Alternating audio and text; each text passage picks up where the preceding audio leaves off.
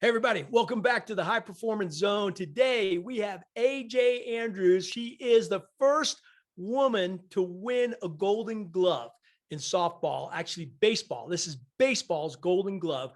She has won it, and that's just the start. She's out there now, not only announcing and playing ball, but really being an inspiration to many people. We talk about being in the present moment. We talk about Sun Tzu and flowing like water. We talk about how do you focus your mind? What differentiates someone from the very best? And I loved her quote, "Impossible is just a dare. It's not a declaration."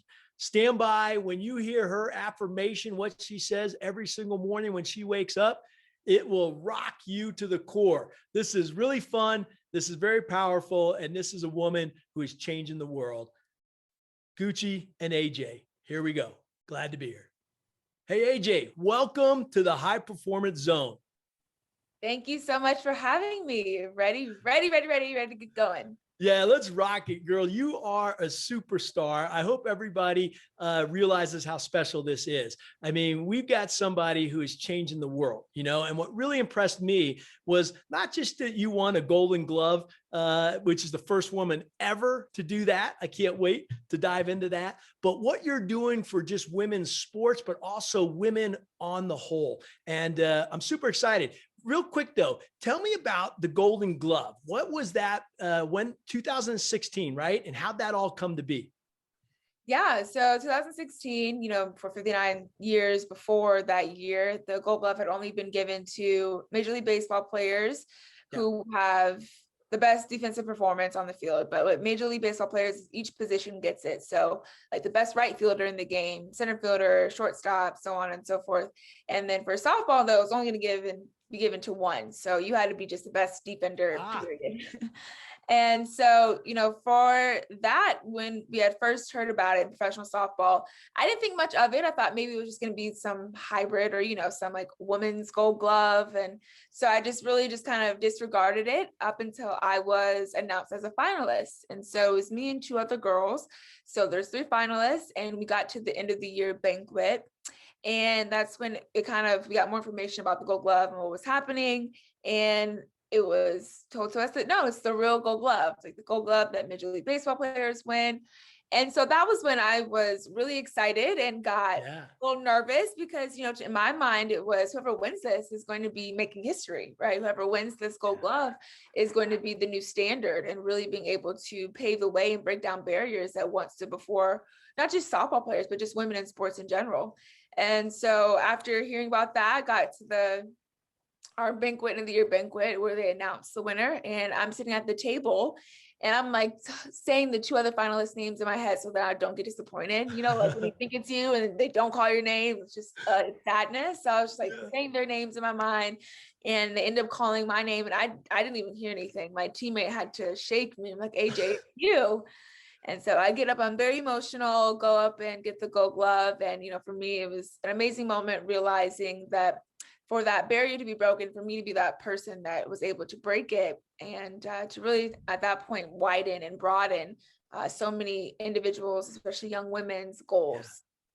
You're breaking so many barriers, and thanks for the passion. I can only imagine, God, what it feels like get your name called to be the first woman ever to receive a Golden Glove. And I'm talking baseball. I'm talking Major League Baseball. You were the softball. Says, check out this picture we got of you.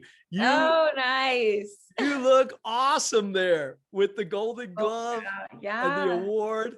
That's when I was at my alma mater, LSU, like the best school in the country. Got to go on the football field when I won. And they announced me winning the Gold Glove, and I got a huge cheer from everyone in Tiger Stadium. And so it was amazing to have that award in one of my favorite places in the entire world. They're really the school that, got me to the position to be able to win that award. So yeah, it was amazing. Love that pick. Yeah, let's talk about your LSU career.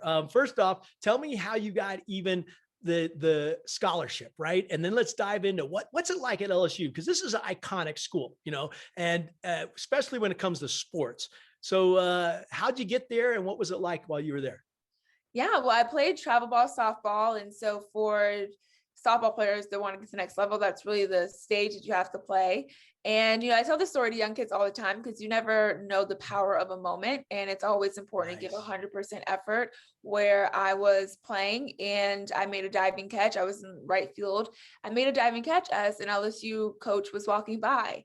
And I tell kids all the time, I mean, I make all of these diving catches, but imagine if I just didn't dive for that one ball, right? If I just didn't go all out one time, made 100 catches, but failed to go for that 101, my entire life could be completely different, right? As that coach was walking by.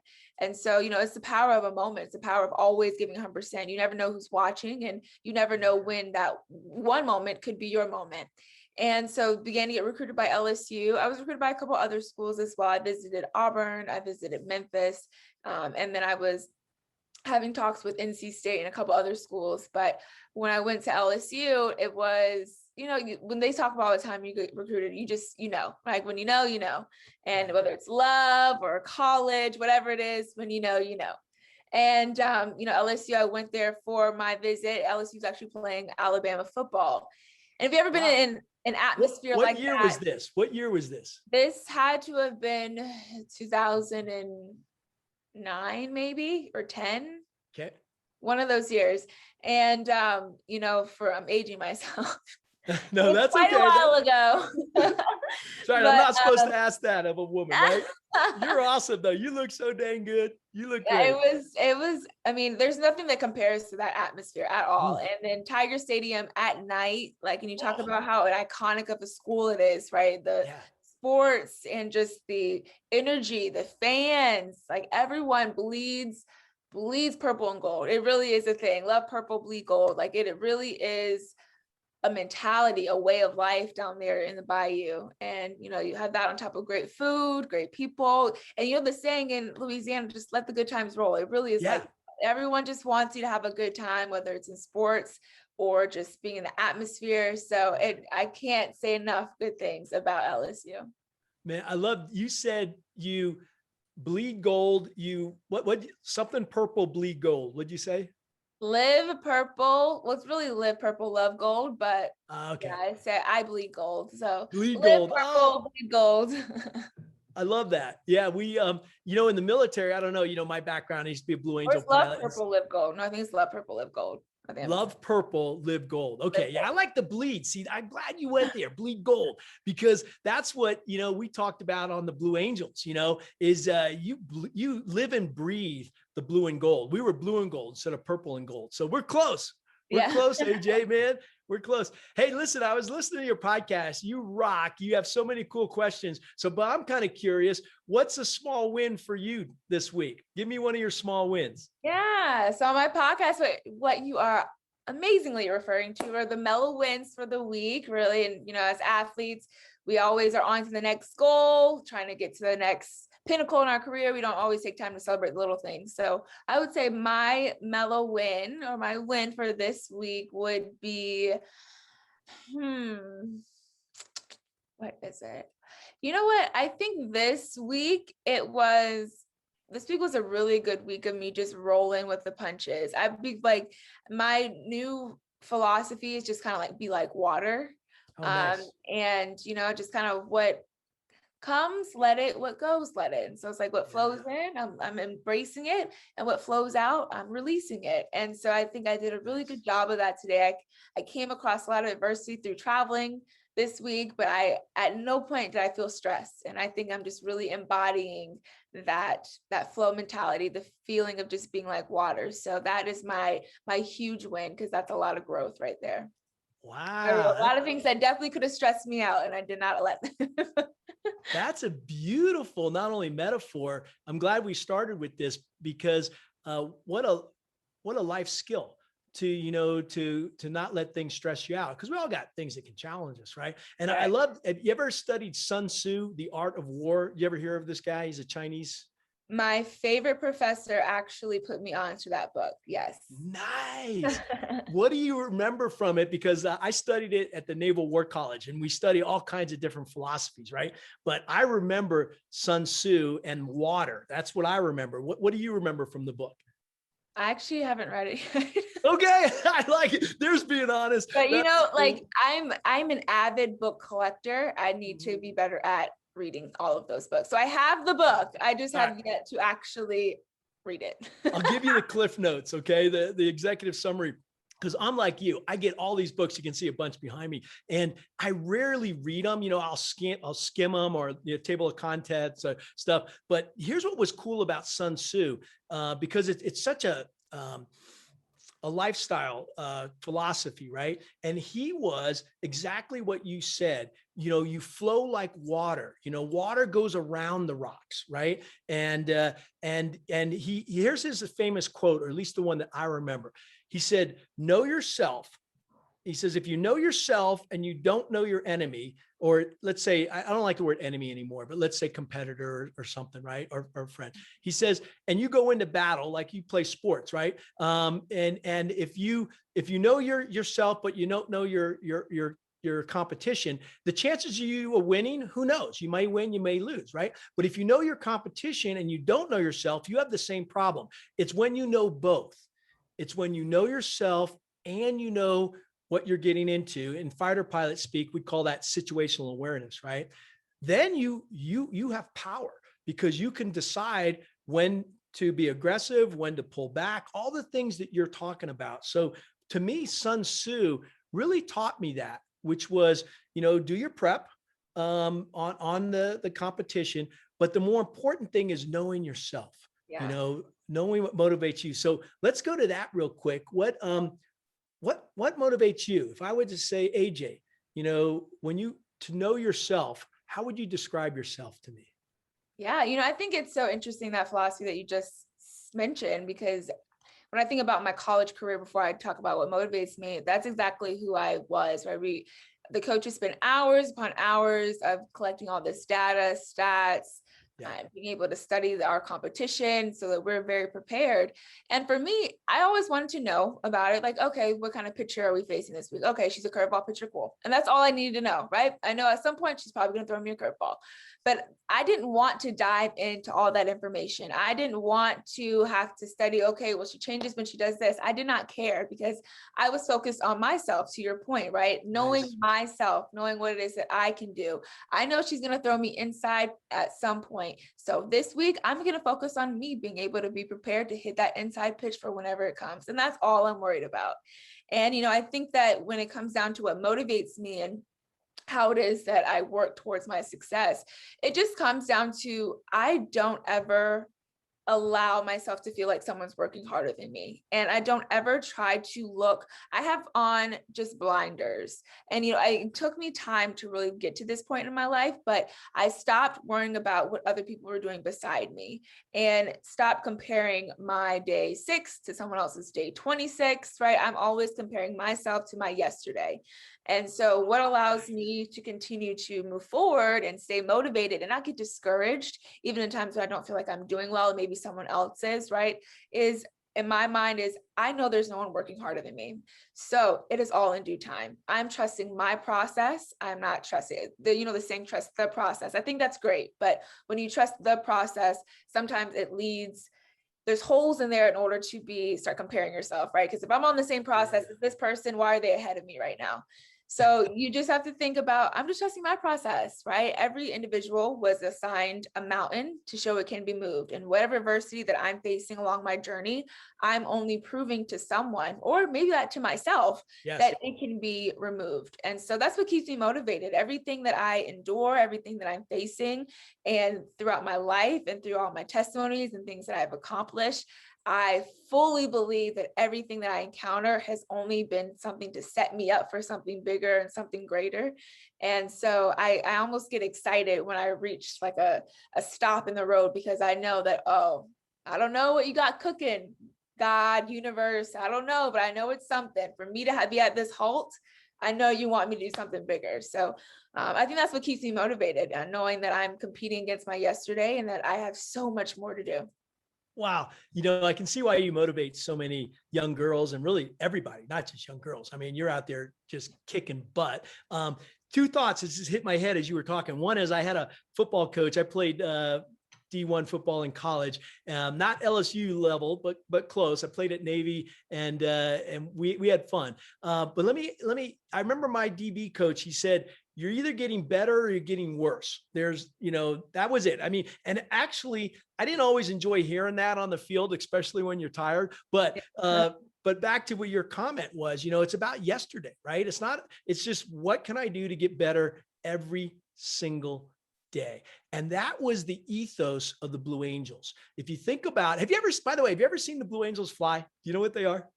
I haven't seen them fly now. Okay, so what we are is we're the flight demonstration team of the Navy. Where you see these fighter jets, they're flying in formation and the smoke's coming out, and we do air shows. That's the Blue Angels. So I was the lead solo pilot on the Blues. And we used to do things very similar to what you just said. It was a constant improvement. What can I do better tomorrow? And we did this through the debrief process. We always went back and said, how'd we do? What went well, what we could do better, and bam, constantly improving. But what's interesting, the other comment that you made that was so critical in the Blues, and why I think all high performers do this, of which you are, right, is this idea of that we're constantly looking inward, not outward, right? So we have another competitor called the Thunderbirds. They're really not a competitor. They're the Air Force. They do the similar things.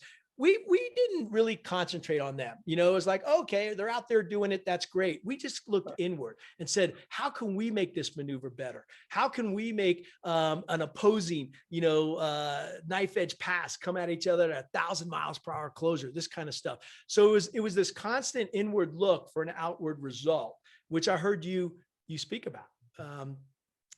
Give me a quick, what are you doing now? Okay. Cause you got so many balls in the air, softballs in the air. You got so many things in the air. What's on your plate these days? Yeah. That's just such a loaded question. It's almost like what's not on my plate, but I feel like for me, that's when I feel like I'm doing the best, when I can just tackle it. I feel like there's nothing I can't do. So I love having so many things just being involved in, but right now, I play professional softball. So that season's kind of taking place, but it's kind of all over the place. So play a couple times a month. And then when I'm not on the field, I am a on-camera host. I just finished being a SEC softball analyst for college softball. And so when I'm hosting, analyst, playing, training, still working with a lot of different girls as far as helping them, get to the next level in their softball careers. But yeah, that's a lot. My podcast, right? There's podcast. Speaking of that, BBW. Tell me about the BBW. Yeah. Barrier Breaking Women. So Love BBW, the podcast where I talk with just inspirational, amazing women that are in and around sport or just in business in general that have just knocked down the barriers, paving the ways for so many women all around the world. My philosophy is that when one of us win, we all win. So being able to hear the inspirational stories of how so-and-so did it can only maybe unlock a key to how we can get things done in our professional field. So love it. Love talking to those BA women. They're the best. They are. And BA is badass, right? Yes, I know if I could cuss. Badass women. You can say anything you want on this one. Absolutely badass. So my, when I was on the Blues, we all get numbers, like softball or whatever. And I was number 7 and my number 8, which you're pretty much a team. You fly in the jet together for the advanced stuff. We all get call signs. So all fighter pilots get call signs, and his call sign was BA, right? So what do you think it stood for? Blast attack, bear attack, BA.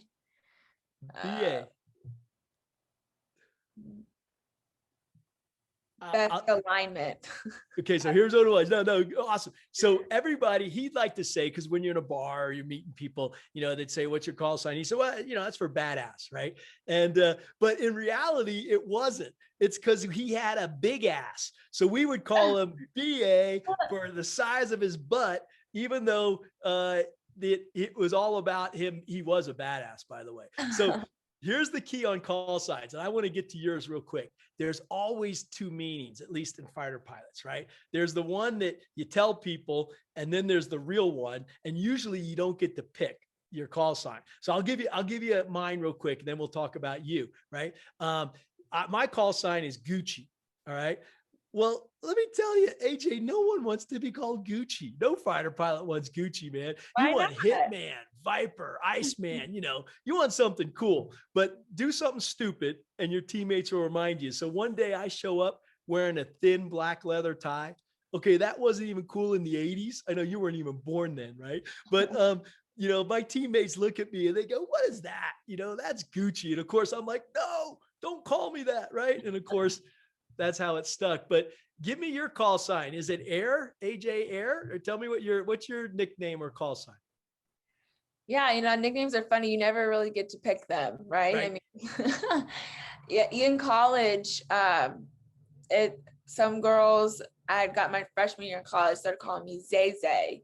And it was all because they watched this video of some kid going crazy. And I'm like, Zay Zay. And then, once our strength and conditioning coach started saying Zay too, I was like, all right, it's stuck. I don't know. I can't fight it anymore. Right. But, outside of, it's my call sign outside of AJ would be the Beyoncé of softball. Nice. Beyonce, Yes. yeah. Now you rock with that one, girl. Yeah, I like it. I like that. I actually, my teammate, you met him, Sugar Win, Greg there, puts together a piece for me, and he had that, Beyoncé of softball, and I'm thinking, Yeah. that rocks, girl. There's not a cooler call sign than that, man. That is it. That is it. Thank I you. think what's interesting is she's probably going to start calling herself the AJ of singing, I guess, right? Yeah. Someone said that. I was like, if that ever happens, you just know I will be deceased. Love it. That would be so fun. Oh, that's sweet. Hey, you tell me about softball, professional softball. So one thing I didn't know this until the research is that in the college level, softball is the fourth leading revenue sport for colleges, right? Yep. Beyond the big three, football, basketball, baseball, and then there's softball. So, tell me about the revenue side of softball, not just college, but in the pros. Yeah, well, softball in college is the number one fastest growing sport in college. As you said, the fourth highest revenue making sport, number one in women's. I mean, this past year, they just broke all the records with 2.6 million viewers when it came down to the championship series on ESPN. So the sport it's huge. It's only been growing. And I think that the chicken and the egg conversation where people talk about when referencing women's sports, right? Is it, do they need to grow and then we put the cameras, or does the cameras allow them to grow? Well, with the heightened coverage of college softball with being on ESPN, we've seen those numbers elevate and skyrocket. So I think that softball is the perfect example of why you need to just put these women on camera and watch that return, right? The investment of women in sports, you see it twofold, right? It's not just people say bet on women, but as I said before, betting implies some type of a loss. When you invest in women and see that return, and in softball's case, you see it immediately. And so, I think that when you talk about professional softball, though, it doesn't necessarily transfer because you don't get to see those women on television, right? You don't know how to consume those games, you know how to consume those talent. And it's really unfortunate because it's your favorite players from college all moving to play professional. It's basically an all-star league when you talk about college, because so few girls actually get to be drafted. And so I think that in professional softball, you don't get paid the way you would like to get paid. A lot of the girls have two jobs. So we play in the summer, and then a lot of girls have to get another job in the fall and spring. And so, it's a tough role when, you're a sport that's very popular, but hasn't been able to find the right individuals to make that investment to that sport, where I think it really is that simple. The right investments with the proper leadership, then you'll see a huge league. And for anyone listening that wants to make those investments, I want to create a new softball league. I want it to be big. I want it to be huge and exciting. And I would love to work with anyone that wants to invest in women's sports and watch the money come back. Yeah, AJ, we'll keep, people are listening to this who, run big companies and that kind of stuff. So hopefully you'll get some calls. We'll make sure that Yeah. they know how to get a hold of you, because this just reminds me, the only reason we're talking is because of Jackie. Jackie Heimrichter was said, you gotta connect with AJ. She is awesome. And I like her definition of ROI. You use the word investment. And I think that that's so powerful, because it's not just ROI from a money, but it's ROI as return on inclusion, right? And if you think about women, you think about all the things that are coming together. So first off, just tell me a little bit about Jackie. How did you guys meet? Well, we met on a panel. I don't remember which. We've been on a couple of panels together now, but we met on a panel, I believe probably last year was the first one, where Billie Jean King was on it. It was on women empowerment, women in sports, and continuing to elevate those voices and those women. And I saw that panel, by the way. I watched it. And what was so cool is you're the youngest person on the panel, right? And you rocked it, girl. I mean, it was like, who's that AJ? I want to talk to her, but keep going. So you're on the panel with AJ and Jackie, real game changers in the sport, right? Yeah, a lot of women that have just been paving the way for so many women to come after them, and Jackie being one of them. And so it's really amazing to be able to connect with those different women, because truly, as I said before, right, when one of us win, all of us win, right? We're all aiming for the same goals and to elevate each other's voices and sports. And so it's been really amazing to be able to stay connected to her and so many other women in sports, because all we're trying to do is continue to elevate the sport and the voices of these women, and showcase the world that just how talented we all are and how deserving we are of that recognition and that TV time, the same as men. Yeah. And, I think you're in a perfect spot, right? You think of people like Billie Jean King and Jackie, they struggle. It's hard enough for you, right? And women now, but when they were starting to try to break those barriers, even the idea of equal pay, even the idea or getting paid a lot, right? The idea of sponsorship. Why do you think, I know, Jackie, so that everybody knows on this podcast, owns a race team, and she was racing many times and was trying to raise big sponsorship and found it hard, right? And you just talked about people who want to invest in sport, and why is it hard to raise sponsorship dollars or to raise investments in women's sports right now? Well, I think right now we're starting to see a little bit of a shift, especially after COVID, and having WNBA on television more and WHL on television more. And you got to see the viewership rise and seeing how there are people who really are interested in watching these women play sports. But I think years prior, it was just the idea or the false belief that it is a risk to invest in these women, or it is a risk in order to put out those dollars and all those different, that TV time into these athletes.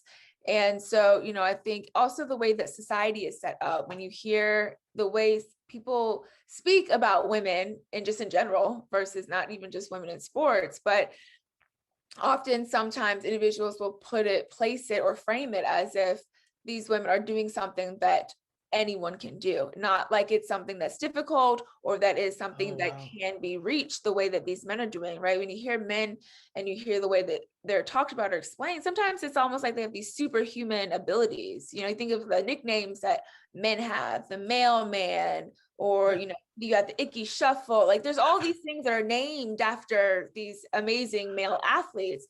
Tell me one huge nickname you can think of from a woman.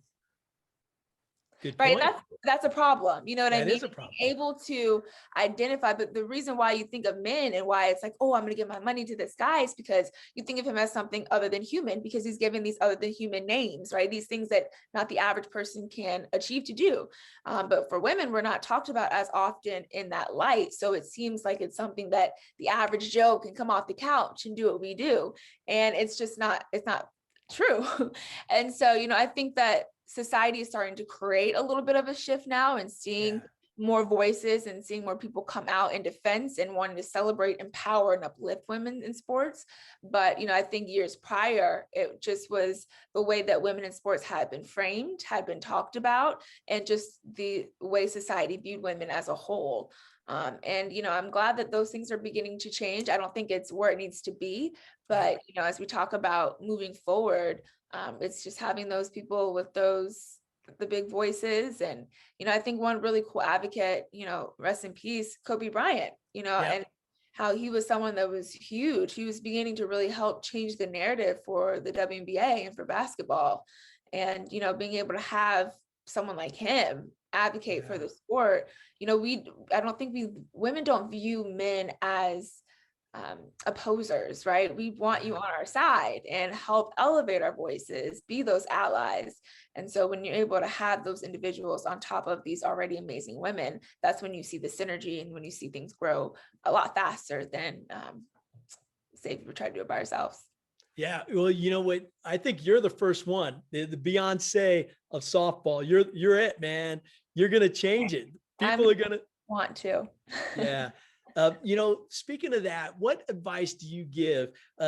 Sugar has got his young daughter there listening to this. There's probably going to be a lot of people with kids listening to this. What advice do you give young girls right now? The advice that I give young girls is that there are no limits on this world except for the ones that we place on ourselves. And that the only way that's like people can only make you feel inferior with your consent. And so if you have the ability to know yourself, to feel limitless, to know that impossible is simply a dare, not a declaration, you will reach pinnacles, goals, things that maybe you didn't even realize you could reach. And so I would tell them that impossible is a funny word that small people like to throw around when they don't feel like they can do things that you can do. And just to keep moving forward towards whatever it is that you want. And if you ever hear someone tell you to be realistic, that is your key to understanding that is not the person for you.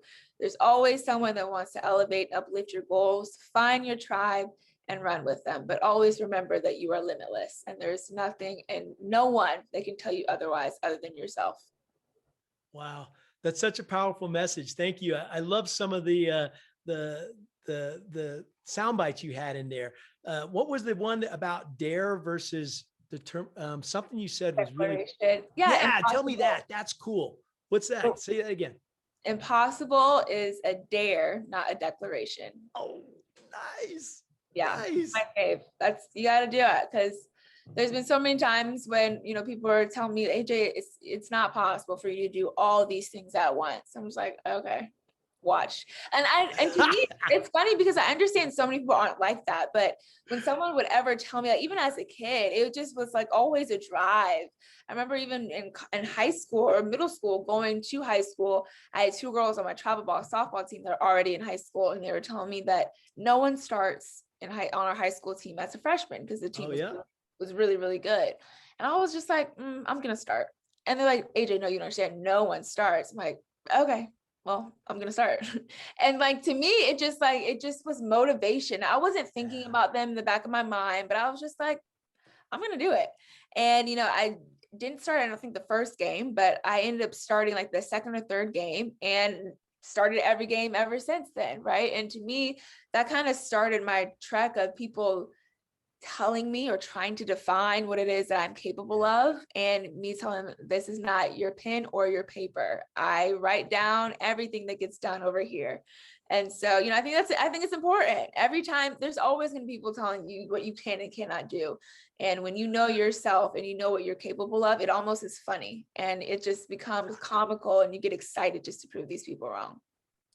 Where does that come from in you? Because that is such a blessing to have that outlook.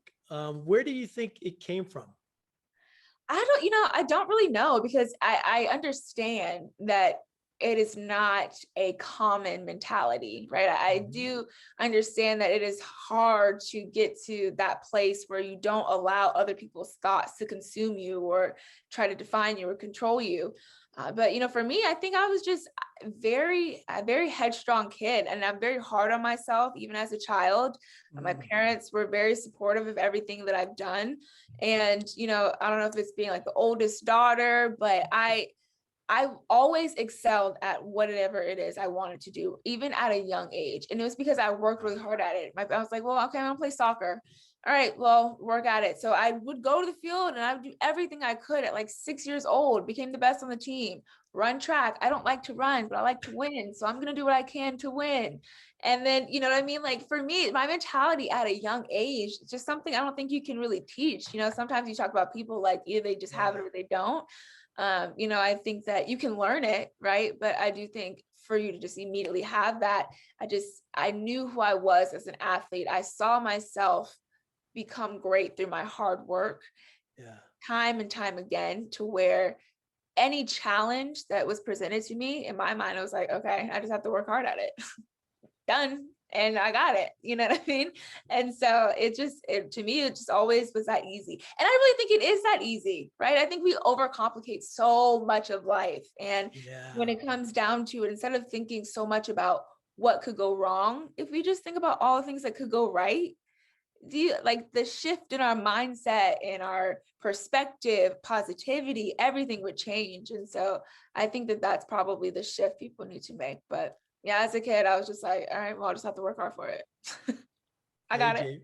Man, I love your attitude. We got to get that out to the world. I know you're trying, and you are, because I believe that the world, what you just explained to me, is that the world is coming from us, not at us, right? And too many times we're listening to other people's voices. You can or can't do something, right? And you feel like this force coming at you, when in reality, you're creating your own destiny. You know? Always, yeah. I love that. Okay, so let me share a quick story, because we're just wrapping here together. You know, I was, as a little kid, I was scared. Okay, and I remember the moment when, because I like what you said. I don't like to run, but I like to win, I think is what you said, right? Yeah. So here's my little story. Picture this. I'm like 4 or 5 years old. I can't remember. And my dad was an instructor at West Point. So we're having a family, you know, the whole, you know, school was having a big gathering. And I remember my dad was there, and there was a foot race for the little kids, right? And he goes, hey, buddy, you know, he always called me champ or buddy, right? He goes, hey, go in the race. And I'm like a little kid. I'm scared. I'm, no, Dad, you know, I'm crying. I'm hanging back. I'm like, no. And he's really trying. And finally, like, he just gives up. He's like, okay, whatever. He goes to get a beer. And I remember I'm standing there looking out at all the people lined up, right? And there was one person, my buddy Tommy, that I knew I could beat, right? So I knew I wouldn't be last, right? So I'm like, well, I'll go try. So I go running in there about 2 seconds behind, and I won the race, right? And it surprised me, AJ. I had like no idea. And so just like you, I'm sitting there going, hey, this winning thing's kind of fun. So the next race was, you know, the hand thing. I won that race, the next race. And you know what? My whole life changed that moment as like a 4-year-old, where confidence came. Do you have a moment like that? Or where was it in your life that you realized that I'm not going to listen to other people's voices, I'm going to listen to my own heart? Where was that for you? You know, I think that, I don't know when it was, because I feel like there's so many different times, but I think what sticks out to me the most is probably when I was probably around like 10 or 11 years old, and my dad had put a cap on back to school shopping that year. Oh, like, no. The audacity, Dad, of putting a cap on back to school shopping on our freaking budget. And so my mind at that moment was just like, look, how about whatever money you're saving for me for college, you put to this budget, and I'll just get a scholarship. And you won't have to worry about it for college. Like, did you say that to him? I did say that to him. I remember like exactly where I was, like what I was wearing in that moment. And, you know, and I was like in our hallway, and I said it jokingly, but I was dead serious. And he looked at me and he was like, AJ, like he laughed, but then he was like, if you're serious and you want to get a college scholarship, it's like, you need to make sure there's no one that works harder than you. And I was just thinking to myself, I'm like, because he said there's going to always be someone better than you. So there better not be ever someone working harder than you. And I remember thinking to myself, someone better than me. Like, I would be like, what? Like that made me so upset. And at 11 years old, at that time, I was like the best on my soccer team. I was a cheerleader with the highest toe touch. I was, I was like I was like the best at every sport I was playing. And so in my mind, I'm like, there's no one that's ever going to be better than me. But like, it just ticked me so bad that any moment, like as I grew out through my life, any moment when I wanted to slack, or any moment when someone was trying to tell me what I couldn't do, right? Or that someone may be better than me at something, or I always thought to myself, okay, that might be true, but they will never work harder than me. And you know what's going to happen through that hard work? They're not going to be better than me. There's going to be a moment when they aren't able to make it through because they didn't work to my level, and I'm going to keep going, right? They may start the race and go like the what is it? The turtle in the hare or whatever, tortoise in the hare. Like that may be what takes place, but eventually I will win the race. And so, that just became my mentality from a conversation I had with my dad, where he told me there's always going to be someone better. And I'm just like, no, I will not let that happen. There will not be anyone better than me. And so, and if hard work is how I'm going to have to make it so no one else is better than me, then fine, so be it. And I think that that's kind of where my confidence comes from, because I know no one works harder than me. Like I know for a fact. And, so, there's going to be times when maybe you may start off better, but I'm going to go the long haul, and I just know I will. So, and I think that confidence comes from knowing yourself and putting in that work. And, and the little milestones, we talk about getting better earlier, right? Like if today my goal was to, I don't know, hit 3 balls opposite field. As soon as I do that, I feel good. Right. Tomorrow I'm gonna try for 4. I get 4. I'm feeling better. Tomorrow I'm gonna try for 10. Right. And then your confidence grows, and it's like, I can hit 10 in a row, no problem. And then you get cocky, you get good, you feel good about yourself. And so, I think that all came from that hard work that you put in. And while people may not define it as such, to me, my hard work is what allows me to feel confident, even as a young kid, all the way to now. Wow. What a great advice your dad gave you at that age, right? Because I think, you combine them both. You have not only the skills that you're really good, but you work harder. And at the elite levels, you must tell me, because I've never gotten to that elite level in sports. What is the differentiator? What is the difference between you, and the Michael Jordans of the world, the LeBron James of the world, the Kobe Bryants of the world, the other women who are just kicking it, right? What is that difference? Between me and them, or like? No, between that group and the others who are really good, but they're not great. They're not at your level. Yeah. To me, some things really stick out when you talk about those individuals that are just in another tier all on their own, right? Where you talk about, when I think about like Muhammad Ali, right? Where he talks about how he doesn't count his sit-ups until it starts burning, right? Just that mentality of, I don't start counting until it starts to burn. Or Kobe Bryant, where he tells the story of him being in the gym, and someone came in and was like working out, and he saw them, but he just kept going, and that individual did their whole training, and they left. And that person came and asked Kobe why he stayed there and was still working out for hours even after. He's like, because I know you saw me, and I wanted you to know that it didn't matter how hard or how long you worked out, I would still be working out longer than you. Wow. And, I think that, those type of people, it's just there's some things I don't think you can teach, where those people they just know themselves, and they just refuse to lose. It's just, and it's just this amount of just like tenacity and grit, to where I don't care. We talked about earlier, knowing yourself, right? I don't care what you are, who you are, what you bring, what you can do. I know this is what I do, and I know nobody can do what I do better than I do it. Therefore, you bring your best, I'll bring my best. Good luck. You know what I mean? And so I think that, and then those people, because sports are so mental, right? And there's at some point, no matter how good you are, how mentally tough you are, you may have like a little bit of a break. Those people don't allow themselves to break. They may break, and then they repair immediately, right? They don't sit on those thoughts. They never let them fester. And I think that is the huge difference. I mean, Michael Jordan going out there playing, we all thought it was the flu game. Right now we know it's food poisoning off of his documentary, but him going out, just knowing that, and what he says is like, I missed X, Y amount of shots in my career, right? I've been counted on this many times to make the game winning shot and I've missed. The reason why I'm so good is because I never stopped. And, you know, when I think about his documentary too, Michael Jordan, my favorite thing was he had made a statement of why would I think about a shot I haven't taken yet? People always, when people ask him, he said about how he's so good or why he never worries about things, like, why would I worry about a shot I haven't taken yet? Right? Why would I think about things that I haven't done? Why would I allow things to bother me that have not yet entered into play? Like, I feel like all these people are just so in the present every day. They're just where their feet are.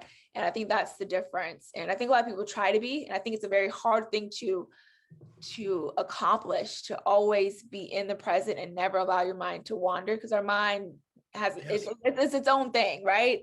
There's thoughts that aren't our own that come into our head every single day. And you know, those people that have control of that, those are, to me, the elite and the best of the best. I'm with you 100%. You know, it's the mind, it's not the physical that makes the difference at that highest level. I want you to think for a second. I'll tell you a quick story, but then I want you to think about what techniques and tools you use to focus your mind. Okay. But real quick, 2 days ago, so I was doing a corporate event. I gave a speech at a racetrack, and then we went out and we started racing. All right. And AJ, I've never really raced in really fast pro driver there, and they teach you and you follow them. And I remember he's in the right-hand seat and I'm driving. And first off, I came into the corners way too hot. He'd be like going, brake, brake, brake, brake, you know, like this. And it's always harder to be on when you're not driving, right? But we're doing our thing. And after about 3 or 4 laps, and this is a road course, it was pretty taxing. I felt my mind starting to wander because it was exhausting, you know, mentally. Right. And I had to catch myself. I said, whoa, what are you doing? Push the limit. Come on, keep it going, keep it going, keep it going. But I remember it was a conscious thought. That was just 2 days ago that said, I need to keep pushing and keep that focus. Now, what do you do to focus your mind? How do you stay in that heightened sense? Yeah, I do the same thing. I talk to myself, or like I talk to myself a lot. Like a lot. And, you know, because I think it's very true and important that we speak to ourselves more than we listen to ourselves. Because I think our brain likes to lie to us often. Our brain likes to tell us things that maybe are not true, or, right. Our mind gives up a lot of times faster than our body is, right? Our body has X amount more to go, but our mind is like, I'm done, right? Our mind can be a liar. So to me, I like to speak to myself a lot more than I listen. And every time, if I'm just back or my mind starts to go and starts to wander, I'm like, be where your feet are. And I'll just start to look at my feet, and I'll look at my feet, and I'll just get back into whatever it is that I'm doing, zone back, get myself back to my present tense and be where my feet are. And that's what I try to always get back to. We're putting that in the show notes. You got a lot of good sayings we're capturing in the show notes. Be where your feet are. What do you tell yourself? Because, you know, they have this thing called self-talk, right? Which is those negative loops that your mind starts to tell you, right? Right. What do you tell yourself? I tell myself that there's no one better than you. There's not a single person that can do what you do. There's no other AJ Andrews. And while someone out there may be able to do something similar to you, no one can do it exactly the way that you do it. And that the only person you ever have to prove anything to is yourself, right? If you want to do this, go out and do it, AJ. There's not a single, people are going to talk about you till the day you die, right? And so you might as well give them something to talk about.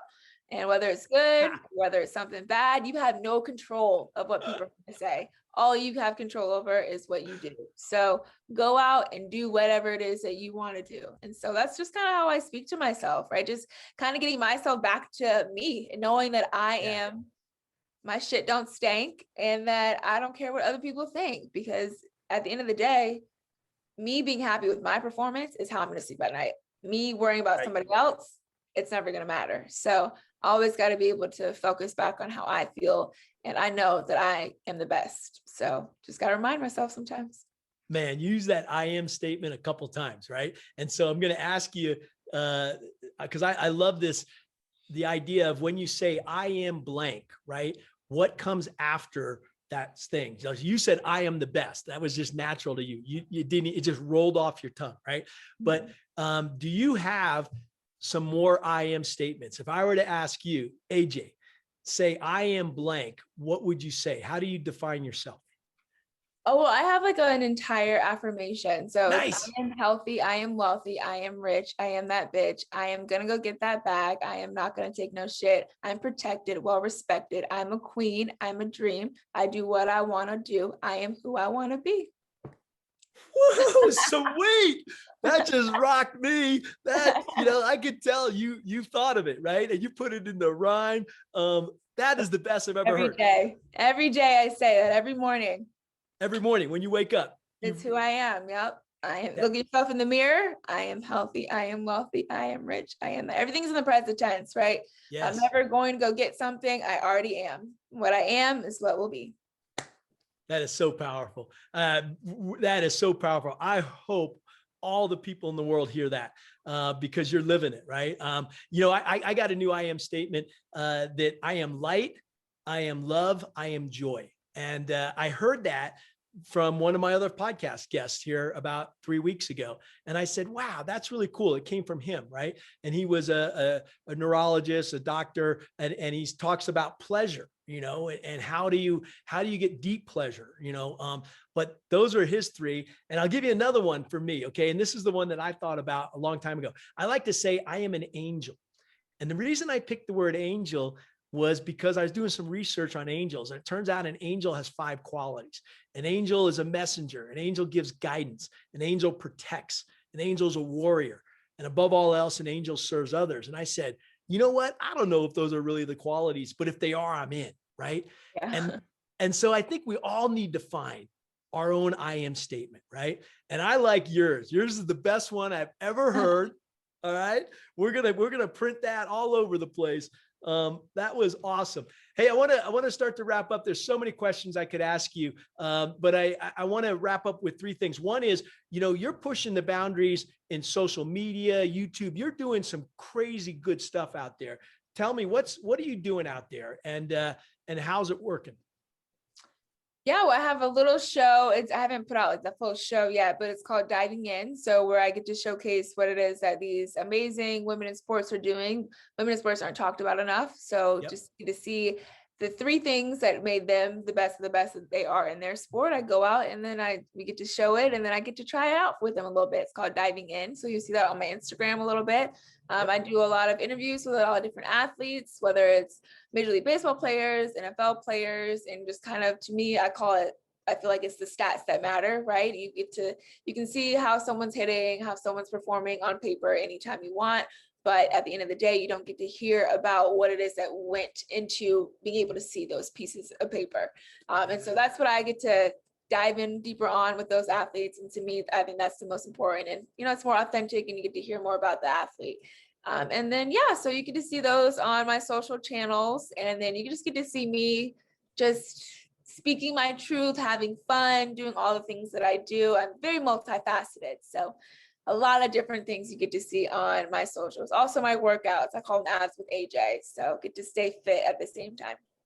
Sweet. We're going to put all those in the show notes. We'll make sure people know how to get a hold of you. Hey, give me just a couple of who are some of the cool women that you've interviewed lately? And just give me a couple takeaways from them where you went, wow, that was really cool to hear. Yeah. So I interviewed Clarissa Shields. And so she's the boxer. She just now transferred over to MMA. And she is someone, to me, that what I talked to her that I thought was really cool. I asked her what runs through her mind when she hears the bells ringing right before she's about to go for a fight. And she told me that she talks to herself and makes sure that she's aware, basically being where her feet is. She says, having so many different fights, sometimes it can feel like they all run into each other, or they're all the same. And you have to remind yourself that this is a different person. And so she'll say, Clarissa, you know where you are. And she went through it. And it's like, yeah. She's like, you know who you're about to fight. And she's like, yeah. And she's like, this is what so-and-so does well. She goes, yeah. It's like she's reminding herself and making sure she's in the present moment right before the bell rings to go. And then she said, as soon as the bell rings, she's now reminded, and then she's off, all for training, all that she learned. It just all comes out. And then I talked with Blake Bolden, who is now a scout. She's one of the first women scouts forever, ever in the NHL. And she played in the NWHL, and talked with her a little bit about what she does. And, her focus when she's on the ice is really to just be who she is. And so I think a lot of times she talks a lot about comparisons and not being able to fold into those and to remain who she is on the ice and what is it she can do. Karsta Lowe, who's an Olympic volleyball player, she just kind of spoke to being able to get her body in the right positions and how it is that she's been dominant. And sometimes it's not always physical, it's the mental, it's how you study the game, your awareness of the game. And then last but not least, I'll just say Bianca Valenti, who is a big wave surfer, and she's just super cool. She has like the whole like live life, love life vibe that you get from a lot of surfers. They just love the world, love the earth, they're easygoing. And, for her, it's just ride the wave. I would say that's what if I had learned anything from her, it just is to ride the wave. I think that's where I really began to dive more into being like water, because I wanted to be like her, like being like someone where they just seem like they have no worries. If they do, you would never know. Like she's just always just going with the flow. I'm like, I want to be like you. And so, for me, it's for her, what I learned, and I think anyone can learn from her amazing spirit, is to just ride the wave. That's brilliant. That's brilliant. That's I'm with you, man. Let's ride the wave together. This has been a wave. I loved our podcast together. Give me a takeaway that you live by. I call it a live with, right? Something, a saying like that, something that you would want to, or you do live your life by. Do you have any, 2 or 3 sayings that you live by? Yeah. Well, it's kind of funny, but I think everyone should just vibe with it.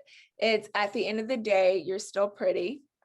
And so the reason why that one's important is just because we get so caught up in, life, right? And it's just kind of like, whatever. At the end of the day, I'm so pretty. It's just like, it makes light of of situations. And it's like, there's so many things that go wrong, but like, at least I look cute, you just got to vibe. So it just makes light of things.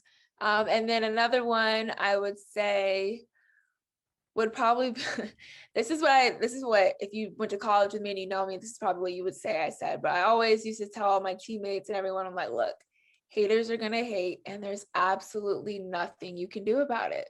So just do you. Like there's nothing, you can't control what people think, what people say about you.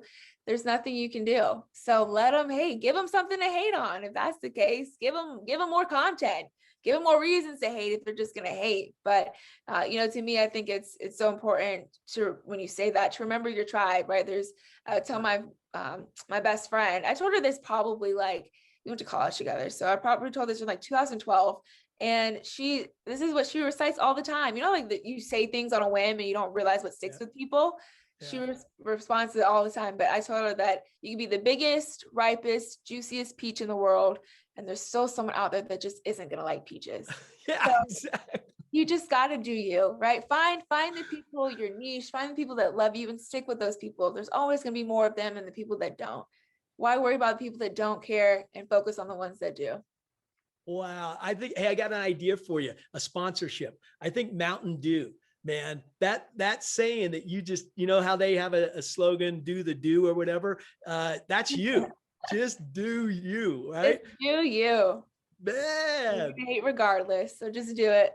I love it. I love it. Okay. We're going to wrap with a glad to be here. I always end my podcast with gratefulness and gratitude. You can tell I'm wearing the shirt, glad to be here. We're going to get you one, by the way, if we haven't already. Well, when we finish this, we're going to send you one. But what does glad to be here mean to you right now? Yeah, well, I'm very spiritual. I feel like I've gone on a great spiritual awakening journey in the past year and a half. And so for me, when I think about glad to be here, I think about, I am glad to be all that I am. I'm glad to love, support, uplift all that I am, and to understand that I am learning every single day, and I cannot hold past the things I did in the past against myself as I was evolving into the person I am today, right? I think I'm glad, when I think of glad to be here, I think of I'm glad to be in this space, in this moment, in this mentality, and to have endured what I endured and allowed that to shape me and to grow me and to improve me into where I am in this very moment. Because had I not experienced that, I would not be where I am, know what I know, or be who I am inspiring to be. And so I'm glad to be here in this space, not just on earth, of course, but in this space, in this moment, in this body, in this mind. And I am glad where I have arrived throughout my life. So I'm glad to be here. It has been a long journey to get to this place, and I'm very glad that I made it to this destination. Wow. Thank you, AJ. I can see it in your eyes. I can feel it in your presence. You live life in all its fullness. You are an amazing person. Thank you for taking the time. I'm glad you were here. I know our listeners are super glad. And, you know, as I leave, what you left me with is the power of the present moment.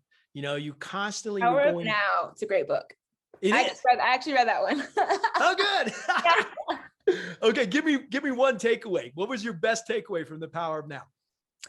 You know, I think that I began to read that book as I was already kind of living out what was a lot of that was being talked about in that book. And so, you know, I think one of the biggest takeaways though from it is just to understand that, you know, to me now, I don't feel like time isn't linear, right? Everything is just happening as it's happening. And all you can do in the moments that you're faced in is understand that this is where you're meant to be in this moment, and to live life to the best of your ability in this moment until you get to wherever you're trying to be or wherever you're trying to go. Forgive yourself, your past self, or whatever has happened, because you understand that those things needed to transpire in order for you to be in the now. And so, you know, just being able to understand, I guess, maybe more clearly that I am exactly where I'm supposed to be, and that I will be where I'm going to be. I'm going where I'm supposed to go. So it is all as it should be.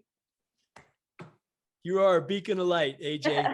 Thank you. Thank you. Blessings from my heart. Thanks for being on the show. What's the best way people can get a hold of you? Where do you want them to go? Yeah, you guys can reach me on my socials. So Instagram or Twitter, which is AJ_Andrews_, or you can find me on TikTok, which is the AJ Andrews. And you can also go to my website, ajandrews.com. All right, AJ. I'll be on all of those. Thanks so much. Glad to be here. You're a blessing. Thank you.